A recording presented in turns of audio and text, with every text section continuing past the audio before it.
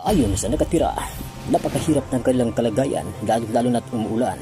Mapapansin niyo naman guys, ang bubong nila ay grabe sobra, tagpi-tagpi ito at tinatakpan na lang ito ng mga trapal para lang hindi matuluan. Narito ang report, nag-iikot si Mr. Kasagpa kasama ang buong force ng YouTube channel. So ito yung original video na nakukuha niya ng footage. Panoorin natin ang kanyang report. Hey, what's up guys? Andito nga tayo sa bahagi ng Metro Manila na kung saan sa damakmak ang pagdami o pagdubo ng mga squatters. So, napapansin nyo naman din sa mga kalikalya ay sandamakmak din ang mga taong nakatira, lalo na dyan sa bandang commoning areas, yun dyan sa may hintuan mga bus. So sa bandang left side, napakaraming mga tao dyan na tumitira lang sa gilid ng kalsada. So parang nakakatakot na talaga ang kahirapan ng mga Pilipino ngayon.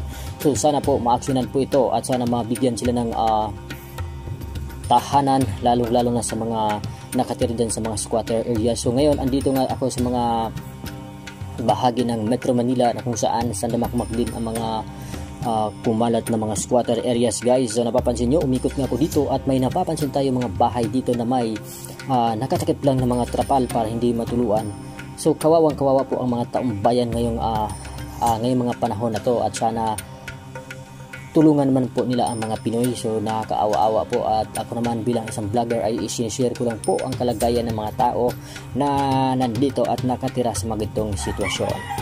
At sa lahat ng mga supporter ni Mr. Kasagpa, please comment down below guys kung ano po ba ang dapat nating i-action lalo na sa mga taong nakatira dito sa side na ito. At syempre kapag bumagyo ay kukuha naman ko ng mga footages para malalaman nyo kung ano ang mga sitwasyon na nangyari dito sa area or sa lugar na ito na grabe talaga. Tumira na lang sila sa ilalim ng puno para lang mabuhay ang kanilang mga pamilya. So ayun, grabe na talaga ang mga pangyayari ngayon.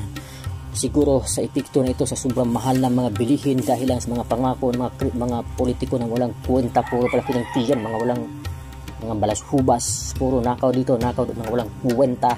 Kaya ganun ang nangyari sa ating mga kababayan, kaya kawawa talaga guys. So hoping a chance na maaksyonan po ito at ipagdasal na lang natin ang mga taong walang-wala at syempre kailangan talaga nating kumilos, umaksyon or magsipag para maiwasan natin ang ganitong sitwasyon. So shout out na lang sa mga nakaupo dyan na walang panindigan kundi puro lang mga scam, mga kurakot sobra. So nakakatakot na talaga guys. So hindi kagaya sa ibang bansa na teamwork talaga sila at sinesettle nila yung mga homeless people. Like dito sa Pilipinas ay walang kakwenta-kwenta, lalo na sa mga meron ay wala silang kakwenta-kwenta, hindi nila tinutulungan ang mga taong walang-wala. So ayun guys, napapansin nyo ang mga video na to, ito yung mga original video na kinukuhanan ko dito sa side nito.